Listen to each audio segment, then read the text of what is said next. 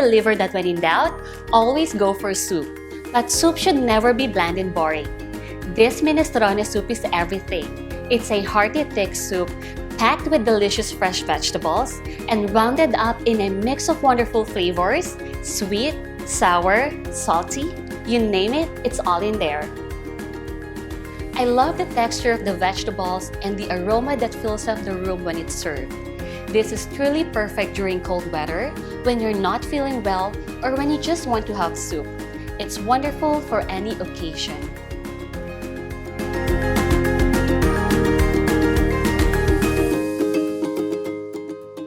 We're going to use a large saucepan, so I'm going to add some oil.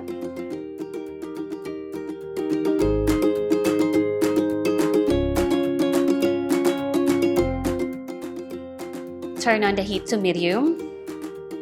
Add the red onions.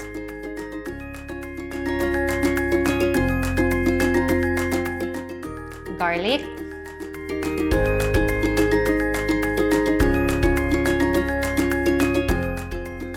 Celery.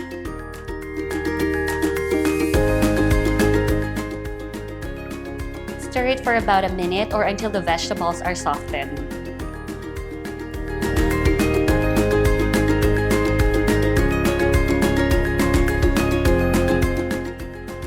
Add the bell peppers.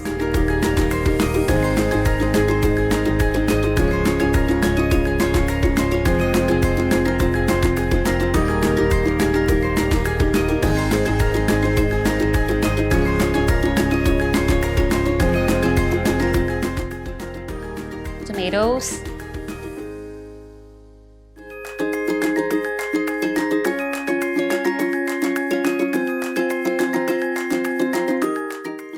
And continue to cook for about 5 minutes so that the flavors would melt.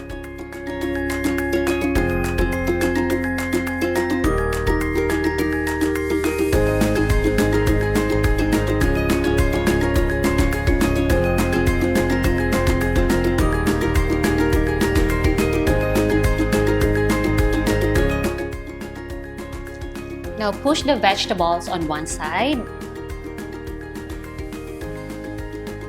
Get the bacon.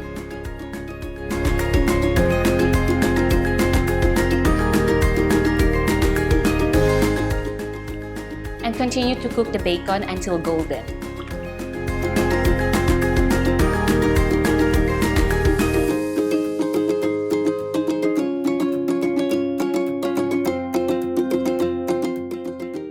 Time to add the canned tomatoes.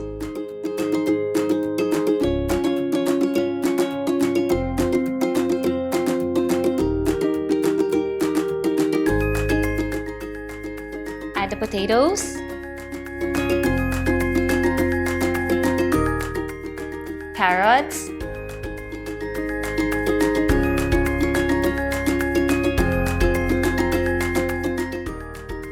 Pasta.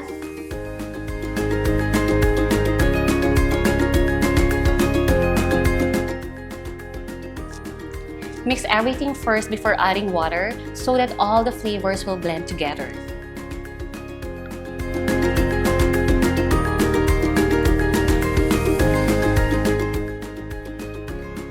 Add the water. You don't have to put pork broth or vegetable broth to make your soup taste delicious. We already have a wonderful base flavor from the bacon and vegetables.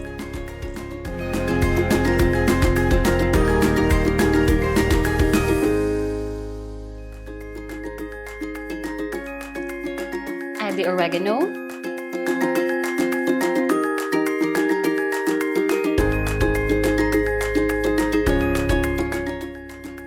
Bay leaf. Now I'm going to add the white kidney beans and zucchini.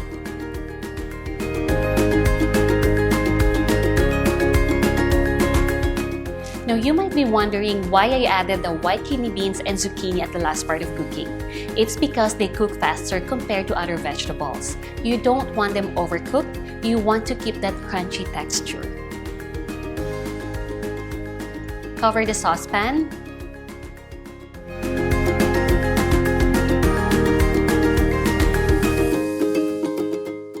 and continue to simmer until the pasta is al dente. It will take about 7 to 10 minutes.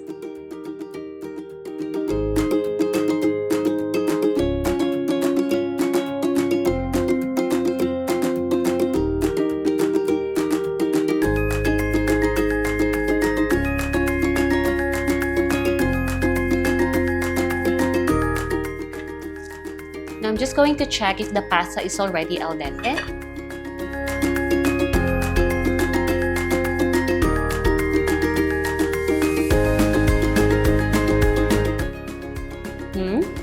It's perfect. Season it with salt and pepper.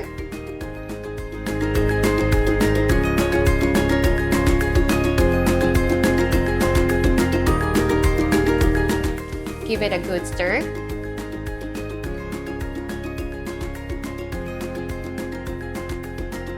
Basil,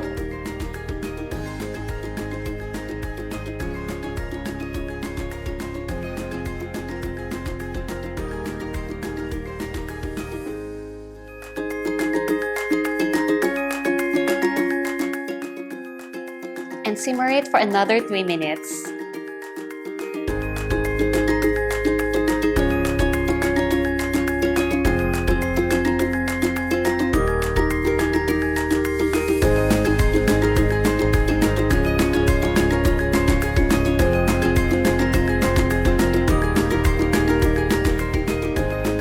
Tastes more delicious.